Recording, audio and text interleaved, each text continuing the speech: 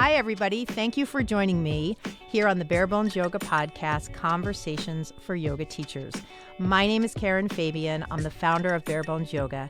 I'm a yoga teacher and educator, and my goal here is to provide you, the yoga teacher, and other listeners with interesting, compelling content designed to pique your interest in teaching, help you grow as a teacher, and support you on your path to sharing this wonderful practice with your students. I've been teaching for over 14 years, and through my classes, workshops, online courses, books, and other content, I focus on the anatomy of yoga and how teachers can learn this complex subject and present it to their students in an understandable way, all designed to help them bring more impact to their teaching. Even though we're not in the same room, I want you to envision for each episode that we've sat down for tea in a cozy coffee shop.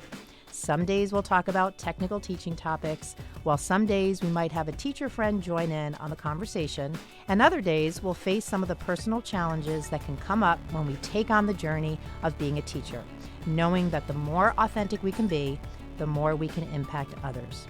For more information about my products and programs and to contact me at any time, just visit my website at barebonesyoga.com. Let's get into today's episode. Hi, everybody. This is Karen Fabian. Hello, and welcome to my podcast, Conversations for Yoga Teachers. Now, first of all, I want to just take a moment to say that this week is the 1-year anniversary of the podcast. We're almost at 10,000 downloads and running about 200 downloads a day. And I am so excited and thrilled that you all are listening, leaving reviews on iTunes, sending me emails, and commenting on social media with what you like about the podcast, the kinds of thoughts that came up while you were listening.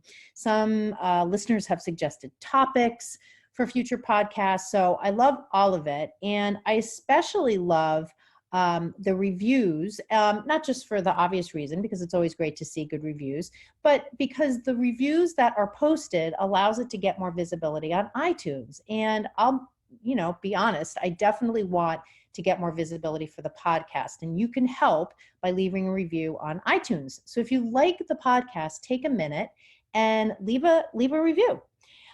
So I'd love to know what your favorite episode has been so far and what topics you'd like to learn more about. And I'd especially be curious to know if you enjoy the episodes about anatomy more than the episodes about different teaching topics, or vice versa, or both. So you could send me an email, although I'd really love to get that information in a review so that others can see your thoughts, and then it'll give me a chance to kind of assess things going forward from one source of feedback. So take a minute and do that. That would be great. For today's episode, I want you to think about beliefs that you have about teaching. So if you can, wherever you're listening, close your eyes and go deep inside and think about what you believe to be true as a teacher. It could be about money, right? I started with a big one that triggers people, money, or poses, or sequencing, or what it takes to get a teaching gig, or personality, or any number of things. And we're going to talk in detail about beliefs today, and then dive into some beliefs that teachers hold that when you break them down, don't really always hold water. Now, if you missed episode 2 way back when the podcast started a year ago, go ahead and listen to that one next, because in that one, I outlined self-limiting beliefs that teachers have. And today it'll be a mix of themes, kind of along the same line, but I'm really focusing today on things I used to believe as a teacher that took me some time to, I don't want to say think myself out of it, but reframe it and come to a new way of thinking. And I've been really kind of big on both reframing and coming to a new way of thinking about things of late. Last year, I had an opportunity to work for several one-on-one sessions with a neuro psychologist and a neuroscience coach, and she really shook me to the bones. I mean, she really broke down beliefs that I had, some of which I didn't even know I had, but through what I was saying, what I said to her, the stories, the excuses, when we talked about things that were pretty, kind of black and white, and then all these different things would come out of my mouth, and she would call me on it and force me to really look deeply at, why do I hold those things to be true? And through that experience, I really was able to push myself to a different level when it comes to teaching, sharing from the heart, being authentic, and really in my business as a whole around taking what I used to think was risk and just doing it now without concern for the risk. So that's just, part of the personal work I've done. And this is after 14 years of teaching. I mean, this was just last year. I wish I had done that work really early on in my career, although in a way, I don't think it would have had the same impact if I did it early on, although I would never discourage you from doing work with the neuroscience coach. I would always encourage you to invest some money in that, even alongside or in lieu of therapy. Certainly if there's a clinical reason to take on a therapist, do that. Although if that isn't indicated in your personal situation, think of this more as a personal growth kind of thing, and connect with a neuroscience coach. If you're looking for referrals or how to find one, just send me an email and I can share some resources. So why does this all matter? I always try to add some of that in because I value your time as a listener, and I want to try to provide some context for the information that I share each time. Some of it's pretty obvious. I mean, if it's about cues or different anatomy principles, if you're into anatomy, well, I don't need to kind of justify it to you. Something like this conversation, you might be listening and thinking, I thought this was, about anatomy or different things that are really concrete. What does this matter to me? Well, if we don't examine our beliefs, we will always be operating from the same limited space, from the same limited mindset. Now, beliefs, as I said before, can be something we picked up from someone else, and often are things that limit us in taking action, for instance. So when I said before that thing about I had all this worry and fear about taking a risk, what if I book that workshop and nobody shows up? Or what if I book that retreat and nobody signs up? Or what if I book that retreat and it's $3,000 per person? Nobody has that kind of money. All these things, and on and on and on. The ego, the mind, has no shortage of feedback, mostly negative, that it is happy to share with you unless you are willing to reframe it and or choose another mindset, choose another approach, choose another perspective. So this is why in the context of teaching, if we're looking at things that are limiting us in taking action, if you want to be a successful teacher with opportunity and a way to reach more students, you must examine your beliefs and make sure they are not holding you back. I mean, I just got an email the other day from someone who has graduated from teacher training, but is terrified to start teaching. Terrified. And this is common, but this is what you signed up for, and in a way, this is a beautiful example of how our beliefs can create such inertia. Now, I'm not saying it's not reasonable and understandable for this person to be terrified. I don't know this person's full story, so I don't know the source of that fear. And that's really what it is. It's fear. At its root, that's what it is. I remember in one of my first teacher trainings, a woman got up and practice taught, and the entire time, she taught from the back of the room. And when she was done practice teaching, we asked her why. Why were you constantly in the back of the room? And she related this story about how when she was young, she excitedly dressed herself for school. It was one of the first times she did it. And she ran downstairs to show her mother. She was so proud of the outfit she picked. And her mother took one look at her and said, there is no way you're leaving that house in that outfit. It doesn't match. Go back upstairs and change. And she was understandably crushed. And so she took that on and it shaped her personality.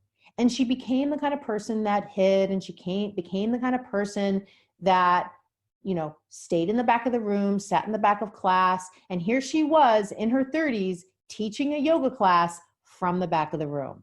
So if you don't think that that's an example of how beliefs can shape us and can hold us back and limit us, I don't know another one. If you've got another one, please email it in. This is the kind of powerful story that illustrates how our beliefs can hold us back, and that holding us back, when we look at it in the context of teaching, gets in the way of us being our best, most authentic self when we step in front of the class. Let's face it, if we're not growing personally, we are missing out on a wonderful, necessary way to grow as a teacher. So I'm going to go through four beliefs, and I don't have a lot of notes here. I'm really just speaking from off the cuff. I literally had these thoughts when I was walking to class the other day. I posted them on Instagram, and I wrote in the Instagram post that I wanted to expand on these ideas further in my podcast. And so I love having this platform to connect with you all and to share these thoughts. And I want to hear from you. To a certain extent, I'm bringing these things up because a lot of these things are never discussed. This is the kind of thing that makes me mental about yoga teaching, that we're all walking around and we're just chatting about surfacey things.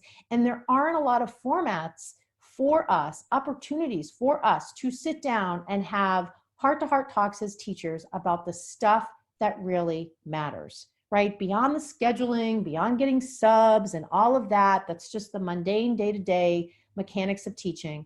What about all this other stuff? So this is the kind of stuff that I want to talk about, and this is in large part why I started this podcast. It's a two-way street though. So as I share this information, your comments, your reviews are a great way for us to get the conversation going, so that it's two ways, not just me talking and you listening. So please share your thoughts. So the first one that I definitely believed for many years, and then I went through a phase where I really believed it, is the harder the poses, the better the class. And I remember this particular belief really took off when social media took off for me. I was triggered by so many of my colleagues who I knew for years, who were posting pictures of them doing handstands on the beach. I can't do a handstand without a wall. I certainly can't do one on the beach. And I remember my boyfriend saying to me, how come you don't post any pictures on Instagram of you doing a handstand on the beach? And I said, because I can't do it. And we started to have this discussion, and he was saying, well, how are students going to respect you as a teacher if you can't demonstrate that you can do these challenging things? Now, keep in mind, this is coming from love. This feedback from him to me was coming from love, and really he's an athlete. And he has grown up as a hockey player. I won't go into the whole resume, but very good, played with the junior Bruins. Hockey was not a passing fancy for him. And he was approaching this from a mindset of an athlete. And yes, that is definitely part of an athlete's mindset. However, in yoga teaching, who's to say that you need to be able to do pose A or pose B in order to be a good qualified teacher? Right? That's completely not appropriate and not part of the mechanics of being a teacher. Teaching, of course, can be done in lots of different contexts. And in many contexts, you would never want to even teach a handstand, right? There would be many contexts where that would be, even in today's yoga world, not appropriate. In open classes, beginner classes, classes where you go in and teach and you assess in the first 10 minutes, this is really a class where I'm going to need to give them a lot of support. So putting all that aside, let's just think about it in the broader scope. Just the idea that the harder the poses, the better the class. So what is that really saying we believe? That's saying that we believe that the only benefit we get from yoga is through the complexity of the poses. And as teachers, as students of yoga, we know that to be false. We know as our knowledge of yoga develops and as we learn about the fundamental concepts about yoga, they are profoundly simple concepts, right? I mean, things about breath, meditation, foundation, alignment, focus, setting the gaze, all these essential building blocks that have absolutely nothing to do with complexity, but yet in their simplicity, they can be enormously complex. Take, for instance, your class at 5:45, where you have, a handful of highly distractible students, and you ask them to hold Warrior One for not 3, but 10 breaths. They're probably jumping out of their skin around breath 5. But I guarantee you that if you head into those classes knowing that this is the general vibe, and you focus on the fundamentals, you will, if you're tuned into it energetically, you will feel the energy of that class shift. Now, when I was a newer teacher or when I was caught up in all this bullshit on social media, I would go in to class like that. And I would think, I need to flip the dog. I need to do complicated sequencing. I need to do 3 balances on one leg. I need to switch from this to that. Crow, side crow, headstand, on and on and on. And after a while, what I realized is that the really impactful classes, and again, this is kind of hard to know because you're not getting feedback from the students. But as you become a more seasoned teacher, you will be able to read the energy in the room. You'll see students are keeping up. You'll see that their focus is good. You'll see that they're engaged in what's happening. They're taking right alignment, things like that. I found that the simpler I made it, the better the connection with the students. And so many times when I walk into a room and I feel that frenetic vibe, I completely scale things back to just the essentials. And it's oftentimes after those classes that people do comment afterwards with positive feedback. Now, maybe other people there thought it sucked. I don't know. But this is, again, part of, you can't be a teacher for everybody, which I didn't put on the list as a belief, but is another belief to just, throw out the window. If you're going to try to be a teacher to everybody, it's completely exhausting and will never work. You need to be the teacher you are meant to be, and that comes through living authentically and teaching authentically, right? And those things happen together, right? I can remember back in the day when I started teaching, I used to have this persona in the studio and then this persona outside the studio, and I didn't see them meshing. And over time, it was exhausting to keep that up. And it wasn't even like I had a lot going on in my personal life that would be questionable, right? There's really nothing going on there. But I felt like I had to put on a certain face when I went into the studio. And that has just dissipated. And I hope for you that has dissipated as well. And if you're brand new in the first year of teaching and you're starting to do that, just stop. Just trust yourself and just be yourself in all facets of your life, especially when you step into the studio. So that's the first one. The harder the poses, the better the class. We're kind of say, my theory to you to hold out, my hypothesis is that is just a belief and that's not borne out in reality. Now, the second thing is emulating my mentor will help me build a following. And, this idea of building a following, there's a business side to it, right? I mean, we want to have classes to some extent that have students so that the studios we work for continue to support our classes on the schedule. Although there's also a side to it where we want to feel like we're finding our people, right? 2 seconds ago, I said, be authentic when you teach, so we want to feel like we are connecting with students who, I don't want to say necessarily appreciate our way of teaching, but who feel that our presentation of yoga is helpful to them, is something where they're learning, is something where they're growing, is something where they feel supportive. Whatever the variables are, I think there's plenty of them we can name. So this idea of building a following, we can always look outside ourselves. And one of the totally understandable ways that as a new teacher we do that is we emulate those who we learn from.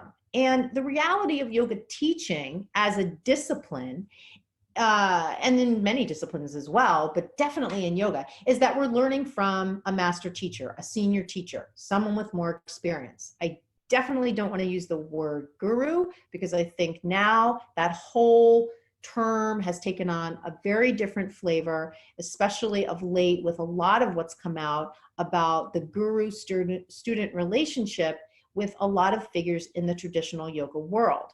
What I'm simply talking about is you're going to a local studio, or maybe you've connected with one of the top 50 teachers in the world in terms of exposure and publicity. Note I said exposure and publicity, not quality, exposure and publicity alone.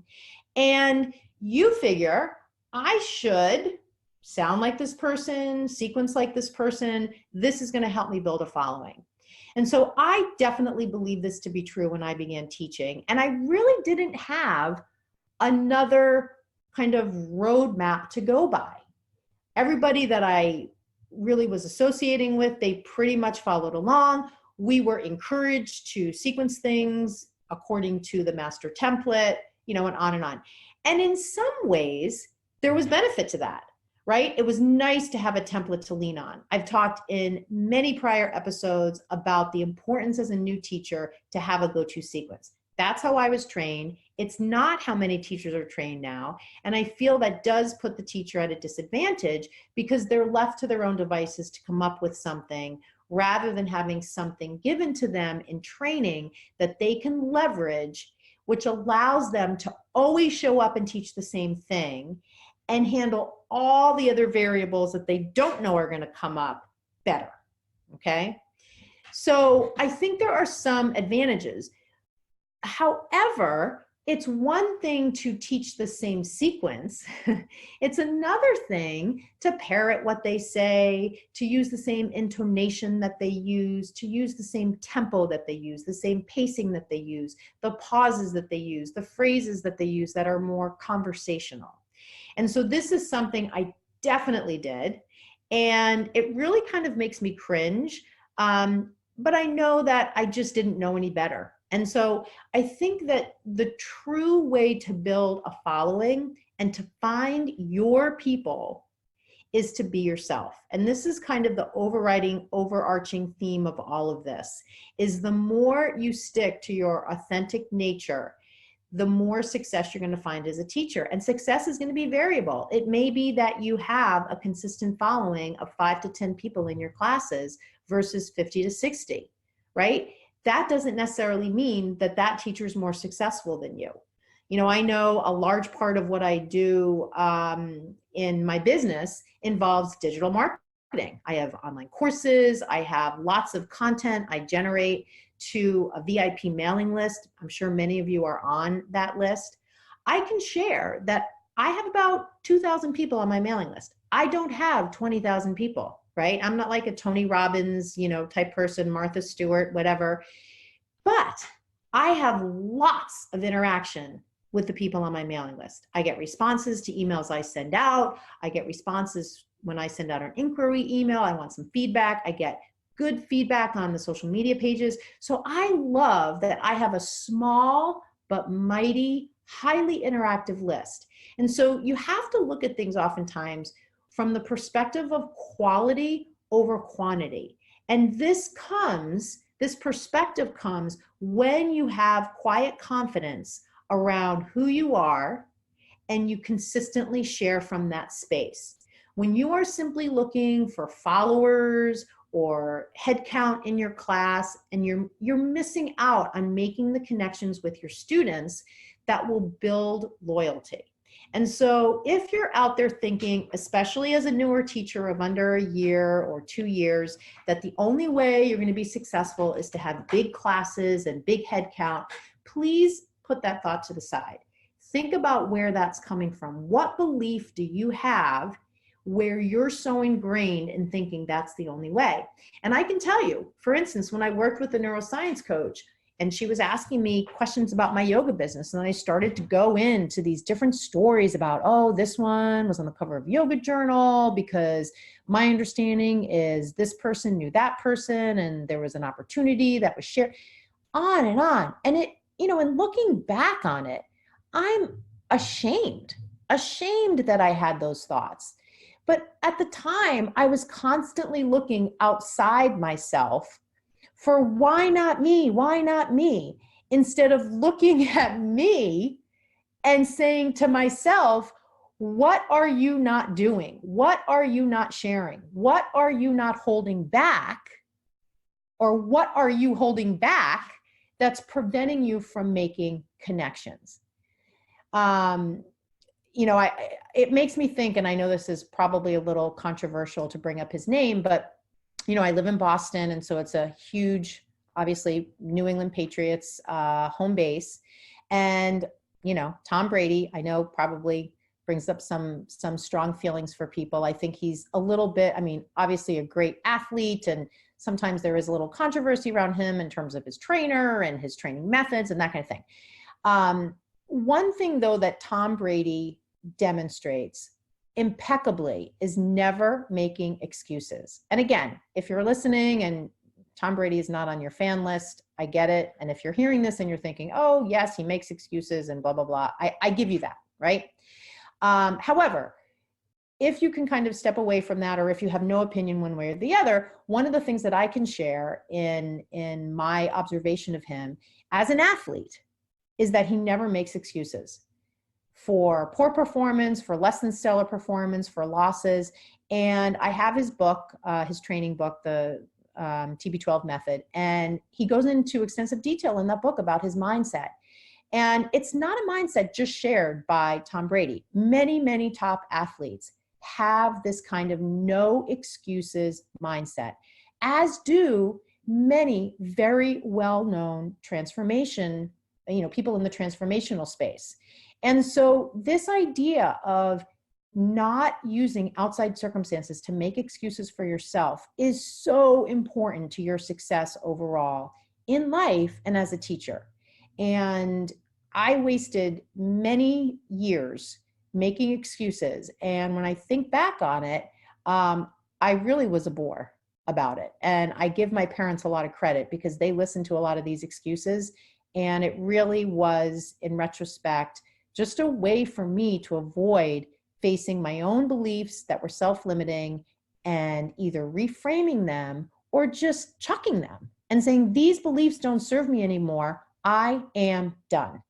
And, this is one of those situations where you really start to understand and recognize that yoga teaching is an amazing tool for self-growth.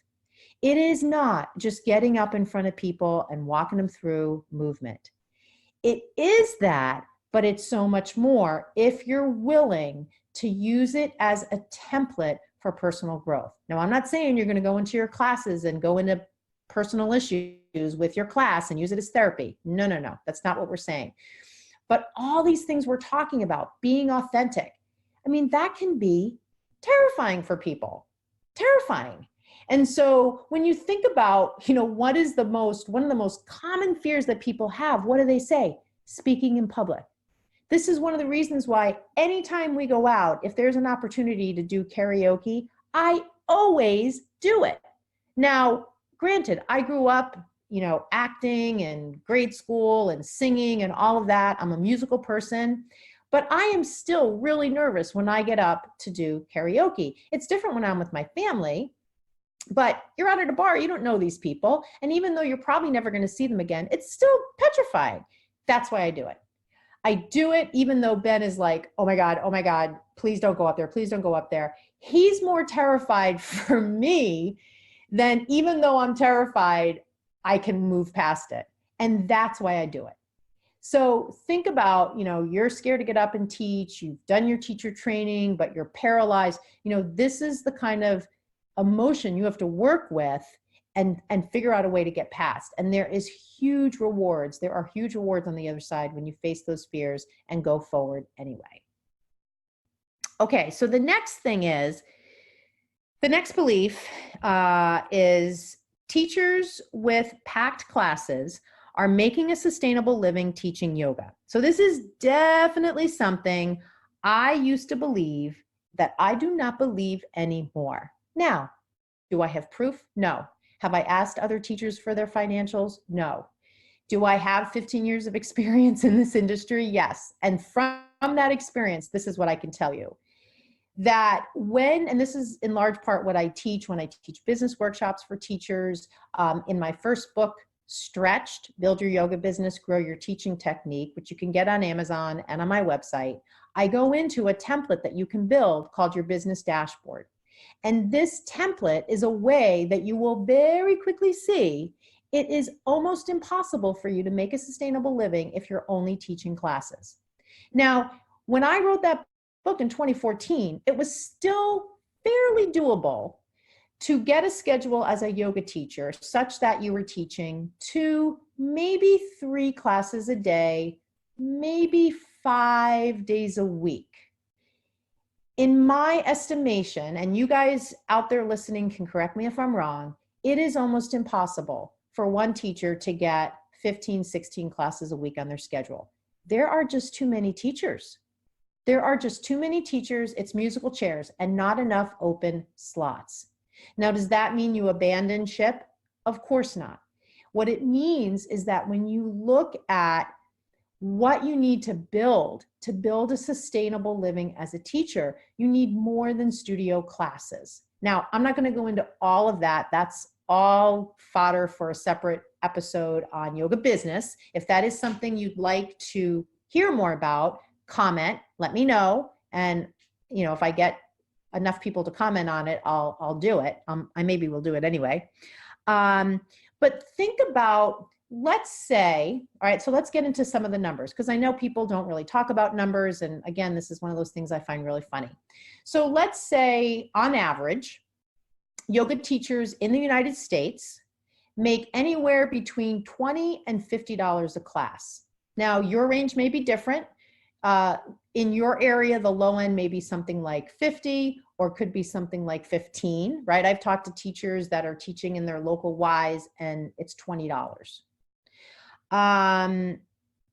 Now, in some situations, let's say you're a teacher that has a standing relationship with a studio and it's one where you've demonstrated you can bring in students consistently. Now, make no mistake about it, right? Studios need to have substantial class sizes in order to meet their fixed cost and then some, fixed costs including paying their teaching staff. So let's say you're a teacher that demonstrates you can bring in a good number of students per class, and that number is going to depend on how big the studio space is. So let's say you've negotiated or they've offered or you've worked out a business arrangement where you're on the high end of that scale.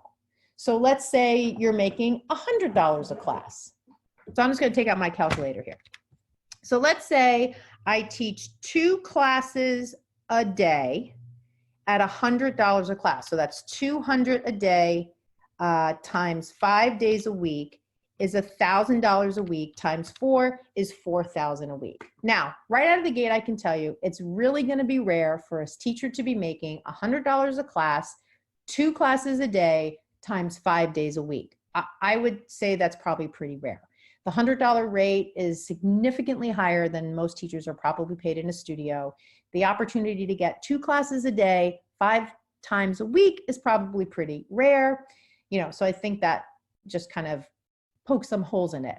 The idea, though, is even if that were true, can you live on $4,000 a month for everything? And the answer probably is no. Now, I'm not saying $4,000 is not a lot of money to make per month. So $4,000 times 12 is $48,000 a year. That's almost $50,000. That's pretty good. Keep in mind, though, if that's the only thing you're doing, everything needs to be paid out of that, including your health insurance, any savings you're doing, and your taxes. Because when you're working full-time as a teacher, you're working for studios who pay you as a contractor, most likely, not in all cases. And so you most likely need to be making estimated tax payments throughout the year. And that comes out of that money too. So whether you're setting aside 12, 15, 20, 23% of what your earnings are to make your quarterly payments to the IRS and your local state system, that's all coming out of that money too. So I think, this idea, which, back in the day when I started teaching in 2002, that was what I had as my vision. My vision was, I'm just going to try to get as many classes as I can. That's the lifestyle that I'm going to live. And, it took some time for me to realize that not only was that physically exhausting, even with me not doing yoga when I teach, right? But it was mentally unsustainable and exhausting and wasn't very scalable. That you can only teach so many classes per week and not get to a point where there's no scalability. You can only be in one place at one time is the point. And so if you're limited as to how many classes you can take per day by all those forces and variables we discussed a minute ago, you're always going to have a certain ceiling. It's kind of like if let's just say you're a psychologist and you're seeing patients and you charge $100 an hour for your sessions. Well, there's only so many patients you can see. So even if you have an endless supply of patients, your maximum amount of money you can make annually is always going to have a ceiling because you're the only one doing it. So this is why when I work with teachers in one-on-one coaching on the business side of things, I talk to them extensively and I give courses to people live and in person around building a sustainable business. And a big part of it is digital and productizing. So once you start to create books, manuals, online courses on whatever your area of expertise is, of course, here we're talking about yoga teaching. My specialty is anatomy, so that lends itself well to all of that. Then you begin to build tools that can help people, can help more people, and help your business scale. And in the big picture, when you think about big picture vision, then you can really start to build a big picture vision about what does a sustainable yoga teaching career look like for you. And back in the day, if you had asked me, I would have said, doing 2 retreats a year and teaching yoga classes. I would never say that now, right? And I can promise you, ever since I got into this business, I've written a weekly report, and part of my weekly report is my overall vision, short-term and long-term. And if you've ever read one of my favorite books by Stephen Covey, 7 Habits of Highly Effective Living, one of the basic theories there is begin with the end in mind. You've got to have the end in mind where you want to get to, because it will shape everything you will do throughout your day, throughout your week, throughout your month. If you're just otherwise living willy-nilly with no sight at an end goal, you're never going to be able to reach any reasonable sense because you don't have any roadmap and any overall goal you're trying to get to. And this applies as well to teachers who are part-time. This doesn't just mean teachers who are taking on teaching as a full-time endeavor. Okay, so the last one is students don't want to learn the anatomy associated with the poses. Now, I definitely used to believe this. And this really came from my initial training. Not that anatomy was shunned. I definitely don't want to say that. I think it came more from my initial training being so heavily focused on the personal growth side of things. And so my initial experiences as a yoga student, my initial experiences in yoga training, my first number of years teaching really exposed me to wonderful, wonderful teachers and wonderful teaching experiences. And there was a huge emphasis on personal growth being part of teaching. And so anatomy really didn't come into play, which in retrospect seems kind of funny because it is a movement practice. We're trying to teach people how to move into certain poses. So the most obvious thing we would want to be cueing them to is the anatomy. Now, that's not to say that limited mindset and hitting the wall and not knowing how to deal with resistance and discomfort in the body and all those personal growth type themes don't also come up when we're on the yoga mat. And I mean, I know it, you know it, you've been in a class, it's hot, it's hard, you're hitting the wall. You know, I've run a couple marathons, you may have as well. You know, you have to come up with mental techniques to deal with resistance and to push through. But you know, anatomy is just a fundamental thing that we have to know as teachers, and we have to be able to take this complex subject and break it down into understandable ways for our students. And so over time, I have absolutely come to appreciate that as I have really owned my authentic nature to share what I love, which is anatomy and all the fascinating things about the body, and to share it in the context of yoga teaching, and then to go even further, to really share it in the context of the cues I give, because that's really what I have. It's not like I'm going into class and I have a PowerPoint to show. How do I have a way to share the anatomy? Through the cues, right? And so once I finally shed all that other stuff around trying to be popular and social media pressure and all this head stuff and all of it, I just owned that this is the kind of teacher I am. I am teaching anatomy. This is the focus of my classes. And what I found, which was so interesting to me, is that once I owned it and focused my classes in that way, I got more questions after class than ever before. And that's how it's been for many years. And what that really showed to me is that students are really interested. They have aches and pains in their bodies. They have funny feelings. They don't get the poses. They don't understand the cues. They don't get the alignment. And if you can demonstrate that you know your stuff, they will absolutely ask you questions. Matter of fact, last night at the end of my class, I had a student come up to me and she prefaced her question by saying, "Hey, I know you know a lot about anatomy because I can feel it in your teaching. So I have a question for you." And so, you know, this is again where you have to sit down and do some thinking about what is your authentic way of teaching? What is your niche?